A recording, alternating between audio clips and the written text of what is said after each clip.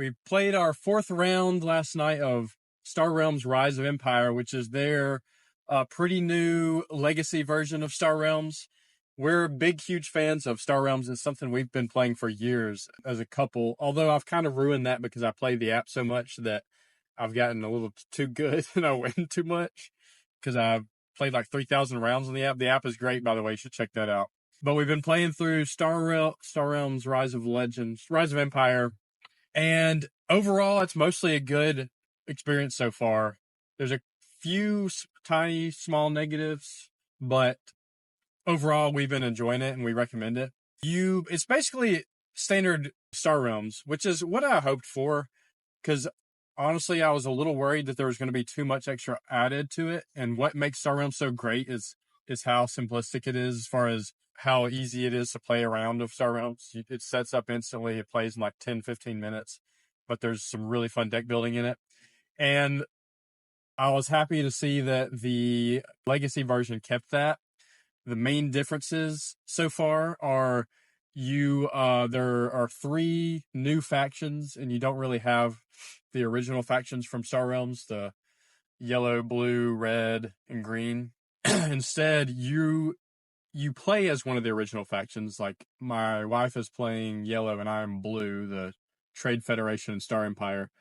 But the actual cards from the market are other factions. And what the big difference that Legacy has been doing so far is when you buy a card or a base, you can pay 2 gold for a ship or 3 gold for a base to permanently upgrade that card. And if you have the normal version, this would be stickers that you would put on top of it. And that would let you provide a bonus that tends to combo with your own faction. And also the games that are the cards that are permanently upgraded, they'll go back into the market in future games. So you're kind of helping yourself out in the long run. And winning each round of the Legacy is either just by winning a standard game of Star Realms by killing the enemy, or if you upgrade 5 different cards of different predetermined costs, you instantly win. So far, the game has just been going through basically that scenario, what I just said. And it's been great. It's been like a cool twist on Star Realms. And I like that you have the legacy elements of the upgraded cards from round to round. And it still plays pretty quick. The couple little downsides, one, I won't know if it's for sure a negative until we actually finish the campaign, but legacy games that are really good tend to have a big twist at some point in them, and so far that hasn't happened, which is fine because I don't want it to disrupt the game too much. But I was kind of hoping for something cool, like a big reveal moment to happen, and so far that hasn't. But we'll see, to be determined. The other small complaint, and I don't know how you could actually get around this, but we bought the Infinite Replay version, so instead of adding stickers, you actually go and replace it with the card that matches what the sticker would have been.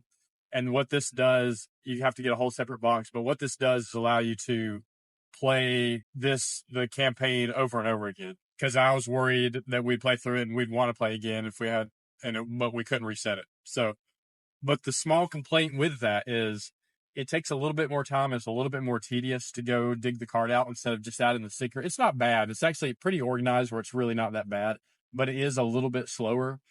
But it's not that big of a deal. And overall, we've been enjoying our games. I like that the cards are all new, so it kind of resets what used to be my advantage over playing against Andrea just because I played the app so much. So she's actually won 2 of the 3 we've played so far. She's won more than I have, which is, I'm glad that it's, back to being fair. Another big difference is a lot of the cards have a when acquired ability, which isn't normal for most of the cards in Star Realms, but almost all of the cards have, until you upgrade them, have an ability that immediately gives you effect when acquired. It'll be something small like draw a card. Well, that's pretty big, but it'll be a little small effect when you buy. So that's kind of a little bit different mechanism that you don't normally see. But yeah, overall, we've had a positive experience, and we do recommend the game. If you're a Star Realms fan, definitely check out Rise of Empire, especially if you like legacy games, which we do like most legacy games. We've had hits and misses. For example, our favorite has been My City, an excellent legacy game, especially for 2 players. But we kind of had our Clank Legacy was a miss. Even though most people will love that game, it was a miss for us because they did what I feared that Star Realms might do and add way too much reading and just extra stuff in between the game and during the game, where you're spending more time doing this like management and reading of text and stuff and learning new rules versus just playing the game. So Star Realms has avoided that, fortunately. But yeah, check it out. Star Realms: A Rise of Empire.